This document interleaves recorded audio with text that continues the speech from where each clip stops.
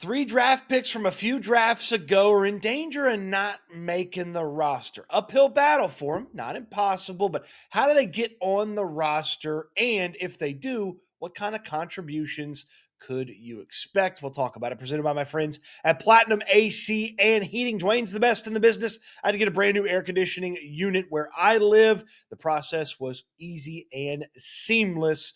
Talk to Dwayne for any of your AC needs, from repairs to replacements to just preventative maintenance. Platinum AC and Heating is the best in the business. So let's talk about three draft picks that just haven't clicked to the point where you feel confident that they're going to be on the roster here in 2025. And that's okay. Roster churn happens. Draft picks get cut. They move on to other teams. They might even go be successful somewhere else. But these players have an uphill battle to make the roster here in 2025. Not impossible. And if they do make the roster, what kind of contributions could you expect from them?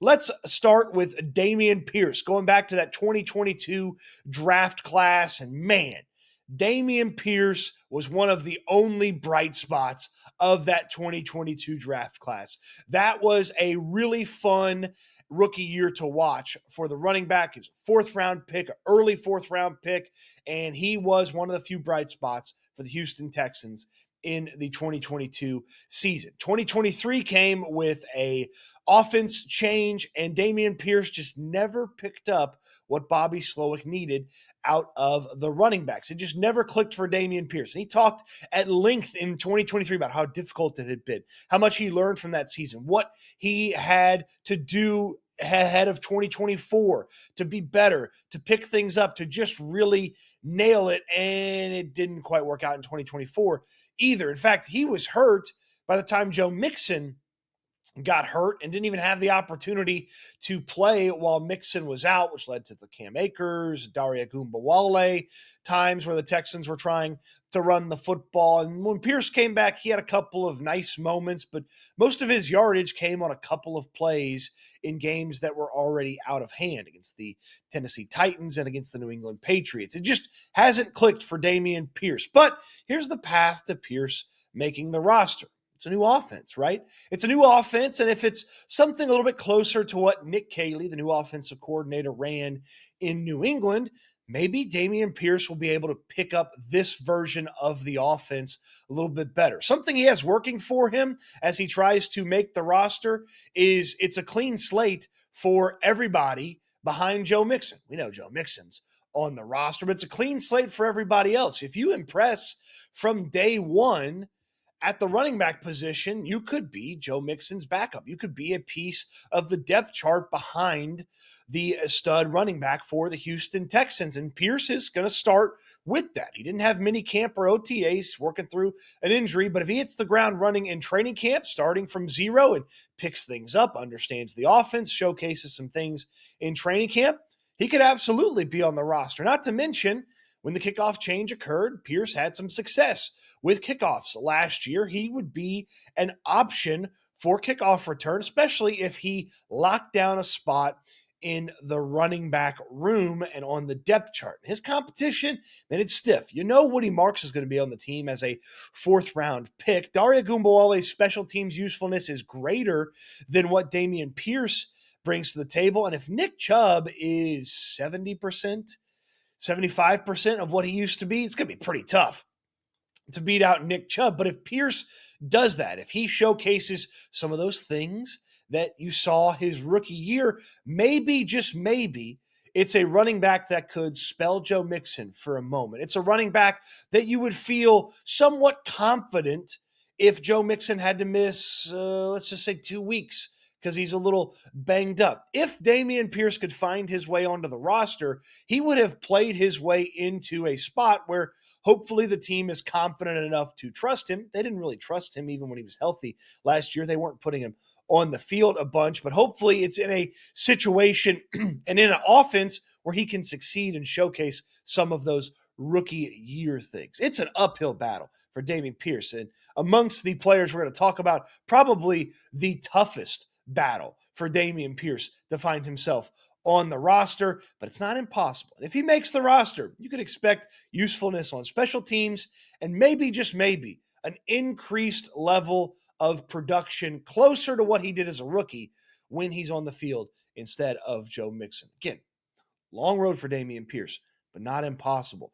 Uphill battle for Dameon Pierce to make the roster. Not an uphill battle to find the best air conditioning people in the business. That's Platinum AC and Heating, and that's my guy, Dwayne. When I needed a brand new air conditioning system, I called Dwayne. The process was so easy. His guys worked so fast. Got the new unit up on top, got the new unit inside where I am, and man, it is blowing cold air. If you've got a really old unit, maybe it's time for an upgrade. Maybe you just need repairs on yours or just preventative maintenance to make sure your AC is running as well as it can and saving you a little bit of money. Dwayne's the best in the business for a reason. He didn't just get awarded that 5-star rated by the Better Business Bureau. He earned it with big time service, some of the best prices in town. Call Dwayne today if you have anything wrong with your AC or you just haven't had it checked on in a while. He's the best in the business, from repairs to replacement to preventative maintenance. Platinum AC and Heating. When you need an AC guy, you need the AC guy. And that's Dwayne from Platinum AC and Heating. Uphill battles and what it could take for that player to make the roster. Let's go to John Metchie, a Dameon Pierce draft class mate. We know about the struggles John Metchie had to deal with early in his career that weren't in his control, weren't in the Texans' control. But he's further and further away from that, and it just hasn't looked good when he's had his opportunities. How does Metchie make the roster? I know I said it's Dameon Pierce might be the toughest one that we talk about here in this video. Actually, I take that back. John Metchie making the roster is going to be tough because you know Nico Collins is on this team. You know the two rookies are on the team. You know Christian Kirk's on the team. And Justin Watson, the way the Texans paid him and talked about him this offseason, that's 5 spots. Even if they're keeping 7, the competition to find yourself in that wide receiver room for John Metchie is going to be tough. The competition includes Xavier Hutchinson. It includes Jared Wayne. It includes Braxton Berrios, who has special teams usefulness that John Metchie doesn't have. It includes Johnny Johnson. It includes Xavier Johnson. It includes Daniel Jackson, the undrafted free agent rookie out of Minnesota. There's a lot of competition for not only that 6-7 spot, if they keep 7 on the roster, but also practice squad spots. Now, Metchie, he may not want to be on the practice squad if he doesn't make it. He may want to try to catch on somewhere else, but how does Metchie make it? How does he get on the roster? He's got to come in day one training camp, and he's got to flat out outplay a lot of those guys. The roster commitment from a financial standpoint might make Justin Watson a for sure candidate to be on this team. But if John Metchie go out there and look better than Justin Watson, look better than Xavier Hutchinson and Braxton Berrios and all these various other players that he's competing with at the bottom of that wide receiver depth chart, he's got to look better than them from the jump.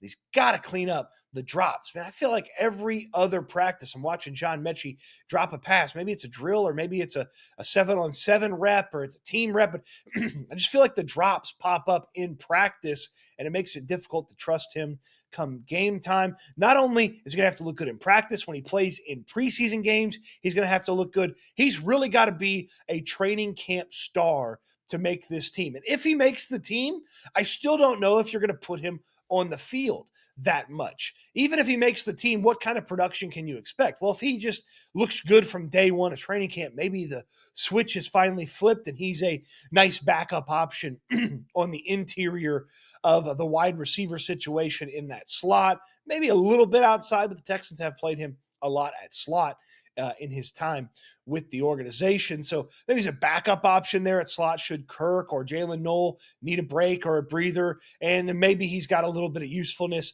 if you need to dig down the depth chart because of, say, injury or guys just a little bit tired throughout the course of a game. But it's going to be tough for John Metchie. It's a really hard path for him to take to make this roster when you think about special teams usefulness for some of the other guys, just the youth of some of the other guys, the unknown. If a guy stays even with John Metchie and he's had less years in the NFL, go ahead and go with the unknown of the young guy.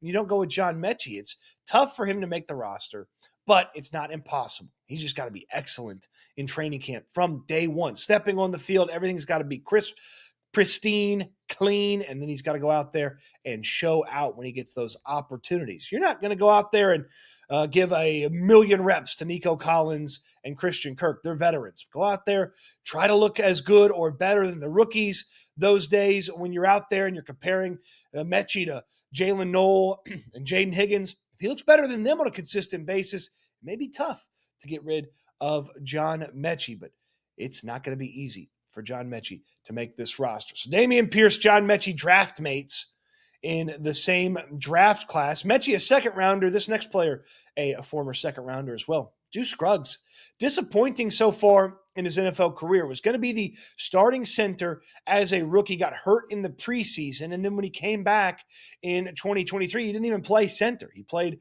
guard, and he was fine. It wasn't anything to write home about. Came into the 2024 season, didn't seem like there was a lot of competition. Scruggs ends up as the starting center again, and this offensive line can't protect anybody. They can't protect anybody, and Scruggs is the center, and then when they put Jared Patterson in there, the pass blocking gets a little bit better. Scruggs plays, okay at guard, plays the other guard spot. Ultimately, a healthy Juice Scruggs got benched for Shaq Mason after a month-long absence and being hurt, and Scruggs was essentially a healthy scratch in the game against the Chiefs in the playoffs, and didn't play in the playoff game because Shaq Mason was back, and Shaq Mason was awful last year. Shaq Mason's not on an NFL team right now because he played so poorly last year. Doesn't bode well for Juice Scruggs. A lot of competition for him too because he's competing at a couple of different spots. That means there's more competition. At center alone, you've got Jake Andrews, you've got Jared Patterson, you got the undrafted free agent Eli Cox. At guard, a number of players competing. In addition to Jared Patterson also competing with him at guard, you've got Jalen Thomas. You've got Titus Howard. You've got Ed Ingram. You've got Ladarius Henderson.